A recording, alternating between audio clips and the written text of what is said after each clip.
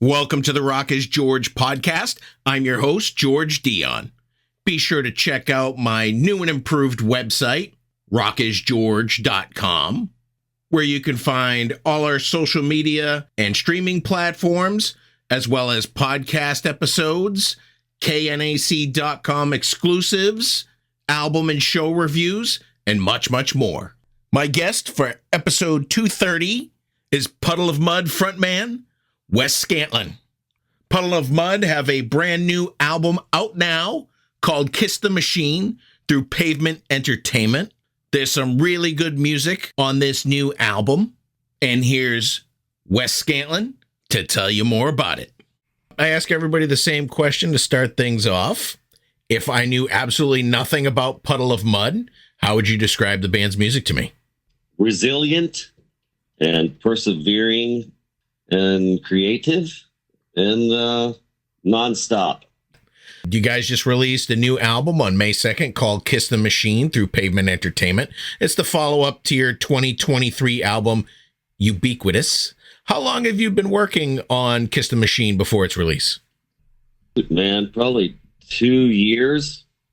I didn't want to make everybody wait like 10, 11 years when I was like in leeway with different entities, different people, and a lot of different weird, crazy stuff that I had to go through. Understandable. From what I was reading, that you were pretty much hands-on on this particular album as far as the writing and the recording and putting everything together. Is that true? Absolutely, completely true. I had a great time doing it, and I made sure that I was there from top to bottom, side to side, and I was there in the studio every single day, recording it with a really good friend and producer and engineer, Eric Colvin. And we had a great time doing it, and I was there the whole time, man. And nobody else, I just made sure I was there, because the last record got jacked by, shoot, man. The last record got re-recorded by my sister, who's gone, mom gone, dad gone, Dave gone, Matt gone, everybody's gone. So I was like, nobody's re-recording my stuff, and I write everything, and that's the way it goes. Would it be going too far to say this is sort of like a Wes Scantlin solo album? Man, I've been in Puddle of Mudd. I started this whole thing with Jimmy Allen, and this could be. You could possibly say it's just a Wes Scantlin solo album, but I own the name Puddle of Mudd, so right. I just keep it Puddle of Mudd. It's kind of like Dave Grohl, you know. Exactly. One of the singles that you released ahead of the album, Beautimus, is out there as a video as well. Why don't you tell me a little bit about what inspired that song? That song is about my girlfriend and just coming home, and she's shaking at the front door naked and dancing around, and she's like, "Hi, honey, I'm here. Welcome home." And that's kind of basically it. It's a sexy kind of song. So I just made a little sexy song, man. I like the little sexy song stuff. I noticed on your social media pages that you actually were testing out this song at a local Jiffy Lube to get their reactions on the new tune. Yeah, and we had Samson, and we had Olivia, and then we had a dude looks like he's from ZZ Top. And me and my manager, Barbara Papa George, the best manager in the world. And she's, I call her Miss MTV, because she worked for MTV and Fuse and MTV2 and VH1 and all these people. So I'm fortunate enough to have Miss MTV managing my career. And so me and her were in Vegas. And dude, we were at Jiffy Lube, dude, and we were just running around with her iPhone and just being goofballs. And the guys at Jiffy Lube like started rocking and having a good time, and it was fun, man. It was really funny. I can vouch for Miss MTV. She's been very good to me in giving me exclusive interviews with people like you. She is Miss Awesome, MTV Amazing, and just Mrs. Papa George, man. Don't mess around. Don't make Papa George's horns come out of her head, though, man, because she's freaking, she's like, she's Greek, man. You don't want to mess with Greek people. So you mentioned that Beautimus was about you as a sexy song about your girlfriend. Going through the album, I feel like a lot of these songs about relationships, good, bad, and in the middle. Is that true? Absolutely, man. Everything's about emotions and stuff that you're going through, and I just kind of soak up life. So at least it didn't take this long to get another record out, because the fans get really mad at you, especially at shows. Like they'll get so mad and they'll go, "Why are you even here?" Like, what are you doing? Why did it take 10, 11 years to release another record? It's like, because I had a bunch of jerkwads around me, man. So I had to get rid of all the jerkwads. Got rid of the jerkwads and have a new North Star, and you kind of know where you're going now?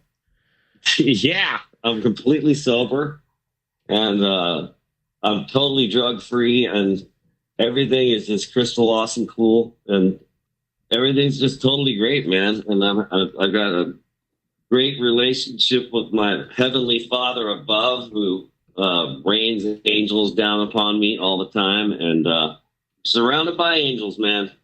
That's great to hear, Wes. It really is. Yes, sir. No drugs, no nothing, man. Just write music, go on tour, do great shows, and get on stage and rock the house. Do you see yourself releasing another song from the album as a video or promotional single?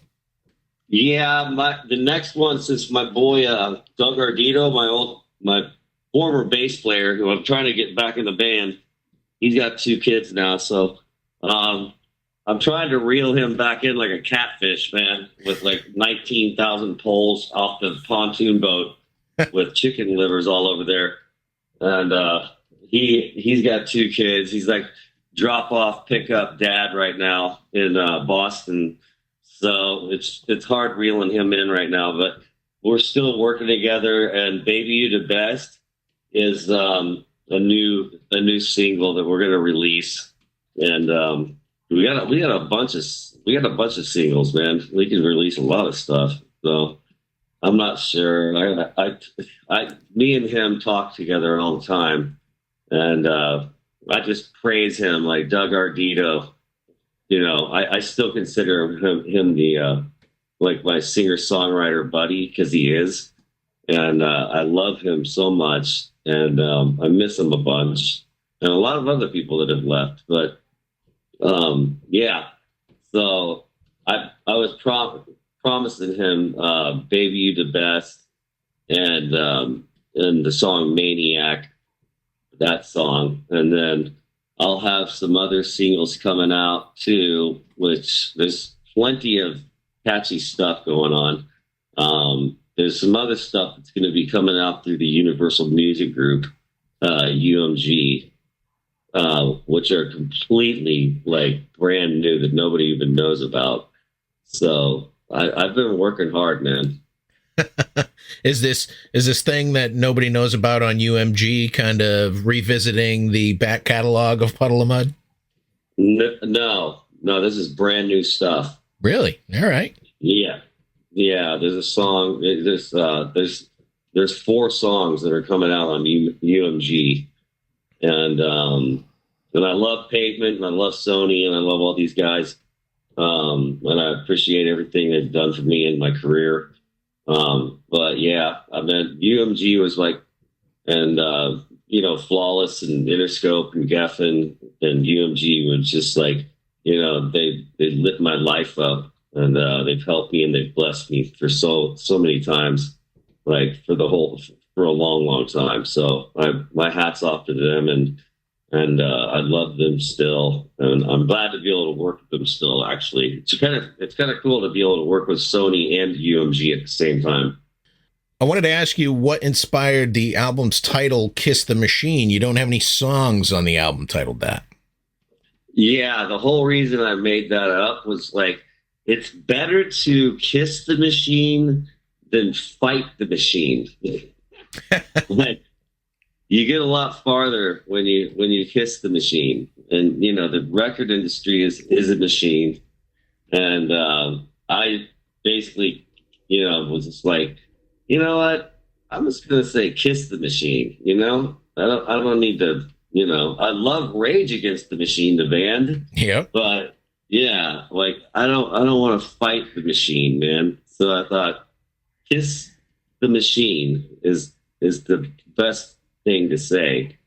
So everybody that works for the machine knows that I'm like smooching the machines. Like I'm cool with you guys. You like I'm kissing you guys. You know, we're smooching. Are we eventually going to see Kiss the Machine on vinyl? If you talk to Barbara Papa George, yeah, you'll get it on vinyl whenever you want it, man. She'll make it. Believe me, she'll make anything happen. This is your third. For real. I believe it. This is your third album for Pavement Entertainment, starting with your 2019 album, Welcome to Galvania. How did you end up signing with Pavement? Barbara Papa George. She's the key to it all, huh? Barbara Papa George is the key to everything. And Mark Nawara, the president of Pavement, and Tim, he's awesome too. I'm so busy all the time and just like writing and stuff. Like I don't get to talk to these guys very much, but yes, Barbara Papa George, she's a go-getting freak show, man. Like an awesome show. And she's been doing it for a long, long time. I'm blessed to have her in my life. You recently played Boardwalk Rock Festival in Maryland on May 17th. Look, I seen a couple of the videos. Looked like you were having a great time. How did it go for you? That was wonderful. Thank you to Barbara Papa George and the rest of the boys in the band, Mr. Michael Anthony Wawarski and Mr. Miles Schoon, who is Neil Schoon's son, and he's my guitar player. The guitar player for Journey, his son plays guitar for me now, which is absolutely weird and cool at the same time. But yeah, he's an amazing guy. He's a great guitar player. And then I got John Smith on the drums, and the whole lineup's good. I'm totally satisfactory with the whole entire thing, man. I'm stoked. When you play these, and that was a big show, man. That was a big show, dude. There's 55,000 people there. Yeah, absolutely. It looked insane. It was insane, man. It was crazy. When you go and play these rock festivals, do you get a chance to kind of mingle with the other bands on the bill? I know that Alice in Chains was there, Shinedown, Bush, Everclear, all these bands that kind of came up with Puddle of Mudd. Yeah, no, all those. Alice, I think Alice, they canceled because Sean Kinney's leg, I guess he broke it or something like that. That's right. And yeah, and then I think we played at like 2 or 3 o'clock, and it was just freaking just a sea of people. It was just amazing. And Hailstorm and Shinedown and Nickelback, I think, played the next day. My band guys, they hung out for like a couple days, and I guess they're still recovering. I actually get in and I get out, like that's what I did. I like got off the stage and I went straight into a car and I went straight back to my hotel room and didn't do anything. Just like Elvis. Yeah, I get in, I get out, I'm out of there. So Puddle of Mudd has 3 more dates on the books for summer shows. Are you planning a full-scale tour at some point? Or are you going to stick with the once or twice a month Weekend Warrior thing? I don't mind the Weekend Warrior thing, man. I'm not no spring chicken anymore, dude. I don't blame you there. Everybody else wants to just play anything and everything. And I'm like, no, man, we got to we got to just kind of take it easy for a second, man. Because doing a whole record and stuff just from top to bottom is it's just mind boggling, you know, because I got to write everything, I got to record everything, and I got to, you know, pay for everything, and I got to pay for everything, dude. So it's cool, but hey, we getting paid, dog. So don't worry about it. So I want to hit the time machine a little bit with you and Puddle of Mud. It was about 25 years ago you entered the studio to record your major label debut, Come Clean, for Interscope Records. What stands out to you about being in the studio back then to put Come Clean together?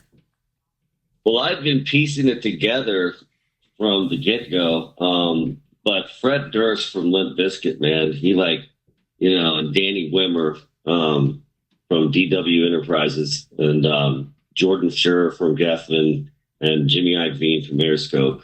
I mean, they just snatched me, and they helped out tremendously, and I loved all of them dearly, and I miss all of them. They're all a bunch of busy little guys, but and a bunch of other people too, man. The whole entire faculty, I love all of them, and but I just kind of like just chill and just I'm a singer songwriter, so I just chill out and everybody does their thing, but they've helped out tremendously and magically, like heavenly, and it's like I don't know, they must know God or something, because you know God's first place in my heart. So when Come Clean was released, you got opening slots for Godsmack and Deftones, and you made an appearance at the Family Values 2001 tour with Linkin Park and Stone Temple Pilots and Stained. It seems like now there's like a big resurgence of bands that played in the late 90s, early 2000s. Creed's out there now at the Class of 99 tour. What are your thoughts on maybe something like Family Values reunion kicking things up? That would be totally dope, man. You probably have to talk to Jeff Quantinus and Peter Katzis and Gail from what used to be called The Firm. I don't know if they used to be my managers, and Bill McGaffey from McGaffey Indigood. All these people just helped out tremendously. I wasn't ever even in the Family Values tour. I never even played I never even played a Family Values concert. Well, the internet isn't always accurate, I come to find, and when the internet didn't really exist back then, getting information onto the internet isn't always great. Yeah, I've heard a lot of stuff about a lot of different bands. My favorite bands like Led Zeppelin and Cream and all kinds of different bands that like had a lot of moments on stage like I have, and the internet like blew it up like and put me on blast. But I heard a lot of stories from a lot of people that have been to a lot of shows back in the day, and they're like, they're like in their 60s and 70s and stuff, and they're just like, yeah, I saw like, Jimmy Page like falling over and like like sitting on a chair, like falling out of the chair kind of type stuff. And I got the chance to play with him and got some guitar lessons from him. And me and Fred we did thank you at the European MTV Music Awards, and I didn't get to ever see it like that, but I've had some people tell me some stories about like how wasted they were and stuff, but there was no internet then, so nobody got to see nothing like that. Now, Puddle of Mud has been around for over 20 years. What would you cite as one of the high points for the band? I'd say getting signed by Fred Durst, man, from Limp Bizkit, and Flawless Records. But I have to say Flawless because I was signed to Flawless Records, which was a subsidiary of Interscope, Geffen, and UMG.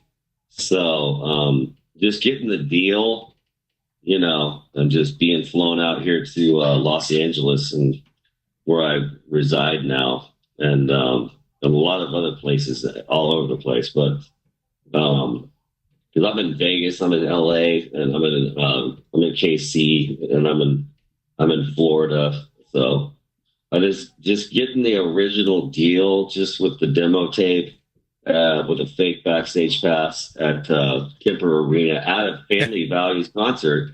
And yeah, man. And I gave it to Fred Durst, security guard. And I walked out, said, have fun throwing it away. And then I got a call in Mobile, Alabama with my feature entertainer girlfriend at the time. And yeah, so I got a call when I gave up music, and all of a sudden Fred calls. And it's just like, okay, I'm going to the New Orleans airport, and I'll come to LA, man. And all right, let's keep this thing going. And he's like, yeah, we're gonna keep this sucker going. Awesome. When was the last time you talked to Fred Durst? I talk to him every day. No kidding. Yeah, I text him all the time, and I tell him how much I love him. And Danny Wimmer was a very big part of my life, like super big time. He was Fred's A&R guy. So yeah, for Flawless Records, and Jordan Schur and Jimmy Iovine, the entire faculty, the entire Universal Music Group, and everything Universal, because it's all under one building. So that's when people used to actually work there, but it's not like that anymore, man. No. But yeah, so I had to play acoustic for all those guys many times on acoustic, and fortunately I made it through the gauntlet, and barely, but they housed me, and they fed me, and they made my life better. Over the years, had you ever been asked to join another established band? I've been offered, I've been offered to play with different artists, but there's a lot of people that get jealous, man. They get jelly beans. And I'm serious, dude. It's insane. But yeah, I've had a few kind of offers from Alice when, Lane died, God rest his soul. And about a few different things happened, but the other old band members, they shut it down because, they ain't going to get no cheese if Wes is gone. That's just the way it goes, man. So you mentioned that you're writing all the time. Have you written for other artists? Yeah, I think I've written for some other artists. Actually, recently there's some country artists. Who's the country artist? Bryce? Lewis Bryce? Yeah, they did a country version of "She Hates Me," and then there's another guy. What's the other guy? The other country guy? He just did a full version of "She Hates Me," and that just got released. And there wasn't the other guy. There was another country guy. He seems blurry live all the time. What's that dude? He's totally cool, by the way. I couldn't name a country guy if you put a gun to my head. So Dirks, I know. Dirks Bentley. Dirks Bentley. I've heard of that though. Yeah, he does blurry live constantly. In fact, I think he did a video too. So I got all these country people, and I know you put a gun to your head about that, but I'm getting paid, dog. That's always good. Now, Kiss the Machine only clocks in at about 30 minutes. I mean, most of the classic 70s albums did, but, back in the 70s, we would get an album a year from a band. Can we expect besides the UMG project, can we expect new music from you in a shorter amount of time, since this album's kind of on the shorter side? Yeah. Yeah, I mean, a lot of the songs, they're kind of like, radio built, I guess. I don't know, man. Just some of them are like less than 3 minutes, but that's the time limit. I know that back in the day with Pink Floyd and all that kind of stuff, which is one of my favorite artists in the whole world. Yeah, they'd have some super long songs that still to this day get played, but you know, time constraints these days are just a little bit different. Right. You just mentioned that Pink Floyd, one of your favorite bands in the world. Have you been able to meet any of the guys in Pink Floyd? I have never ever met anybody in Pink Floyd in my life, but I grew up watching The Wall, tripping on acid, like a lot. I mean a lot of acid, and like I'm drug free now, but back then I was just a crazy like a little tiny little guy, and yeah, that's all we used to do was listen to Pink Floyd and just run around and just, I don't know, run around in the woods, and we'd watch The Wall, and we just would sit there and trip out, and I don't know. It was fun. We had a good time when nobody died, nobody got hurt. Everybody just tripped out and watched The Wall, and we just listened to Pink Floyd all the time, constantly. Well, those are all the questions I have for you today, Wes. The new Puddle of Mudd album is out now. It's Kiss the Machine. It's out on Pavement Entertainment. It's a fantastic album. I want to wish you the best of luck with it. And I also want to wish you luck with, you know, kind of this turnaround that you have now. You got new music. You said that you're sober. You turned to God. It's great to hear that you're going in this positive direction. And I wish you nothing but the best of luck with that. All right. I wish you the best of luck too, Mr. George. Once again, I want to thank Wes Scantlin of Puddle of Mudd for coming on the Rock is George podcast. Be sure to check out their latest album, Kiss the Machine, out now through Pavement Entertainment. Head over to your favorite streaming platform, take a listen to the album. If you like what you hear, buy a physical copy, support the artists. For all things Puddle of Mudd, head over to their official website, puddleofmudd.com. I also want to thank Barbara Papa George and Pavement Entertainment for making this interview possible. You've been great. I've been George Dionne. Discover your next favorite artist on the Rock is George podcast.